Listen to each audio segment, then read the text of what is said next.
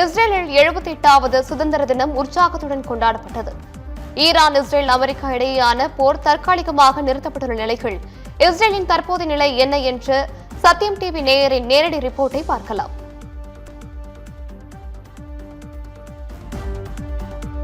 அஸ்தோத்ல இருந்து பேசுறேன். சுதந்திர தினத்தை இந்த நாட்டு மக்கள் நல்லபடியாக கொண்டாடி இருக்கிறாங்க.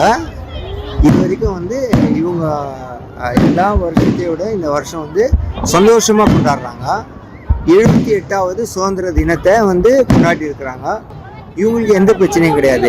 உலக நாட்டில் இருக்கிற அநேக ஜனங்க, இந்தியாவில் இருக்கிற ஜனங்க, இவங்க சண்டையினால இது அழிஞ்சிடுச்சு, அது அழிஞ்சிடுச்சு, தெலவி அழிச்சிட்டாங்க, அஃப்ரோதை அழிச்சிட்டாங்கன்னு சும்மா பொருளையை கிளப்பிட்டுருக்காங்க. ஆனால் இந்த தேசத்தில் இருக்கிறதான பிரசிடென்ட் நத்தானியாவை எல்லாருக்கும் நல்ல பாதுகாப்பும் நல்ல செக்யூரிட்டியெல்லாம் கொடுத்துருக்கிறாரு.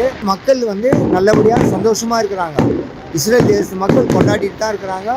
அவங்களுடைய பண்டிகை நாள் கொண்டாடிட்டு தான் இருக்கிறாங்க. அதே மாதிரி இந்த சுதந்திர தினத்தை நல்லபடியாக கொண்டாடிட்டு தான் இருக்கிறாங்க.